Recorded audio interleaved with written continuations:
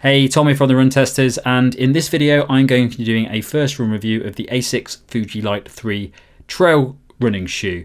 Before I dive into that, don't forget that we've also launched our monthly podcast, so there should be a link that pops up around here. But if you go down into the captions below, you can find a link to the latest podcast on the podcast provider of your choice. Okay, let's jump in and have a look at this trail shoe.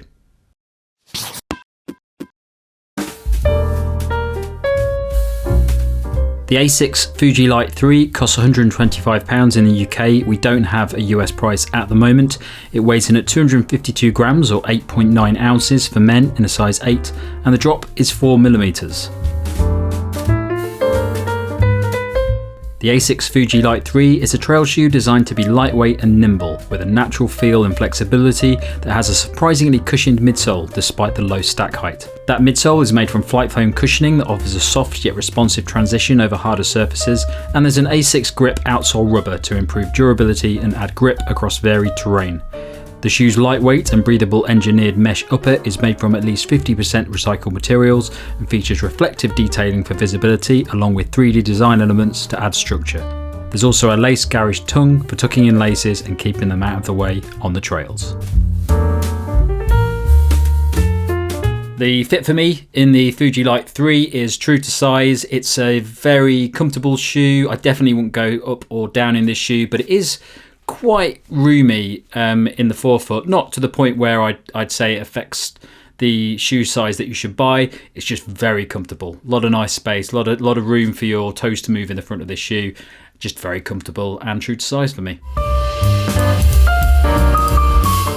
So I took a bit of a gamble when I tested this shoe out on a first run. I went out for a 30k run across the South Downs as part of my marathon training. I wouldn't normally pick up a new shoe for doing a 30k run because if something goes wrong out on the trails, if it's uncomfortable, if it doesn't feel right, I'm stuck out there and I've got to get back, and it can be quite tricky. And I've done that before where I've taken a trail shoe out and I've just not enjoyed it for like after the first 5k. It's been painful, it's just been rubbing. So it's a bit of a gamble to take this one out, but it's a gamble that massively paid off because I absolutely loved that run and I really enjoyed running in that shoe for that 30k.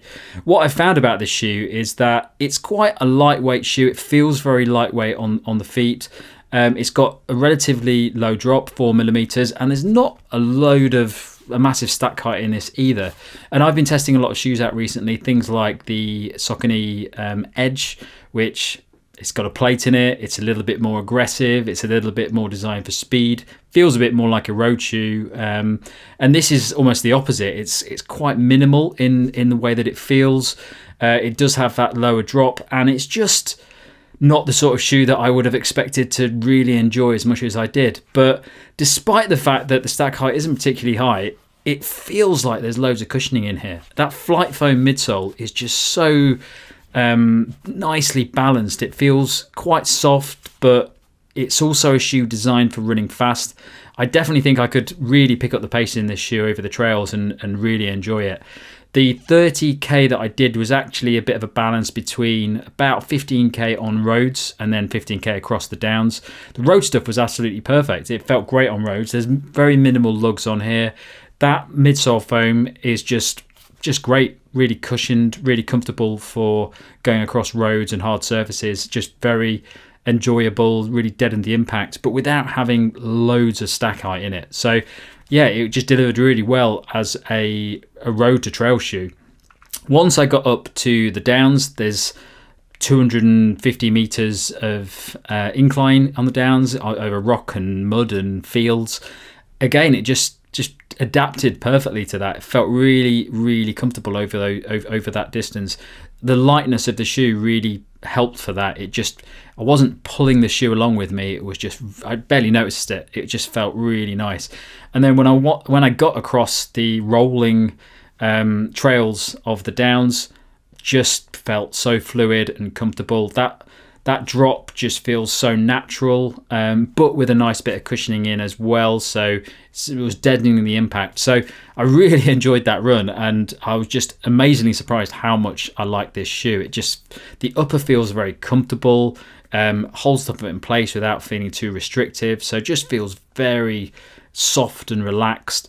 That midsole foam equally just feels very relaxed as well, very natural feel to the shoe, whereas something like the Endorphin Edge doesn't feel natural. It feels like it's moving your foot into a position to either make you run faster or build efficiency. This just feels comfortable and nice. It was just a very relaxed, enjoyable run. And by the end of that 30k, my legs felt great. There was no issues at all from the cushioning or anything like that. It just feels like a fantastic lightweight shoe, a surprisingly lightweight shoe. I'd definitely look at this if I was aiming to go a little bit faster over the trails and I wanted something that could just help me run as fast as I can without causing any issues and without making an unnatural feel like the Endorphin Edge does.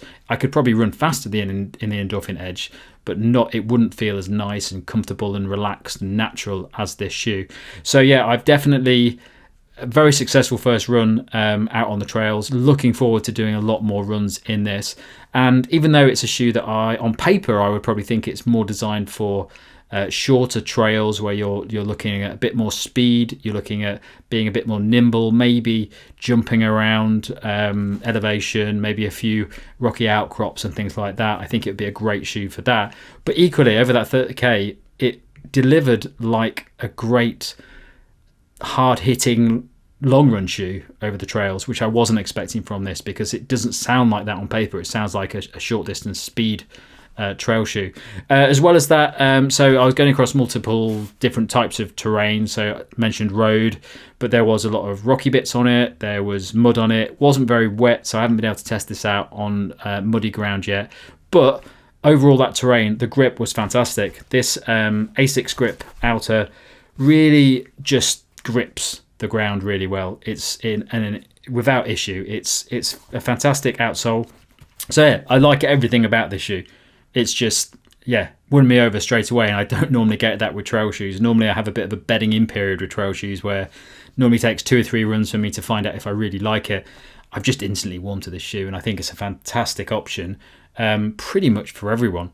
It's just so comfortable straight away. And I would advise getting this shoe if you're maybe a general trail runner and you just want a comfortable shoe that has a nice natural feel, or you're a seasoned trail runner and you want to pick up this pace and have something that's going to be light, fast and nimble.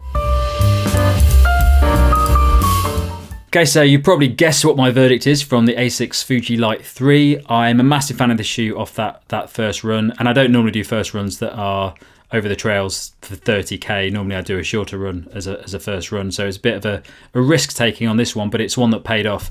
I think it's a fantastic shoe. On paper, as I mentioned, I think it's a great nimble, fast, lightweight trainer for runners that are looking for something that means that they can pick up the pace over the trails, jump about a bit, still have that grip where you can go on different surfaces and still maintain that. I'd probably use this if I was doing a trail race, especially over varied terrain. Not tested out on wet mud yet, so not sure how it would deliver on that. But over harder terrain and different surfaces where it's a bit rockier, I think it's a fantastic, comfortable shoe with plenty of cushioning in the midsole to deal with that.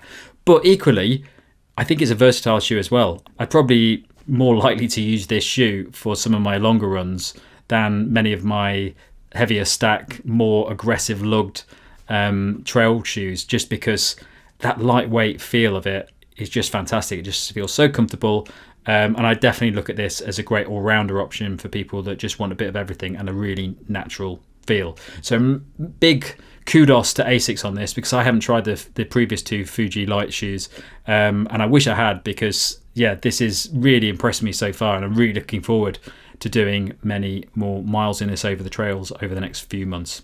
So that's it from me. Thanks a lot for watching this first run review of the Asics Fuji Lite 3. Don't forget to like and subscribe and click that little bell icon, and check the channel out for all the other videos we've got from the latest road and trail shoes, as well as running headphones and watches out at the moment. And also don't forget to check out the podcast that we've got as well. So that comes out at the end of every month, where we talk about everything to do with running, latest kit, latest races, and some other special bonus interviews and things like that as well. If you just go into the caption below, you can find a link to the podcast provider of your choice. Thanks a lot for watching. See you soon.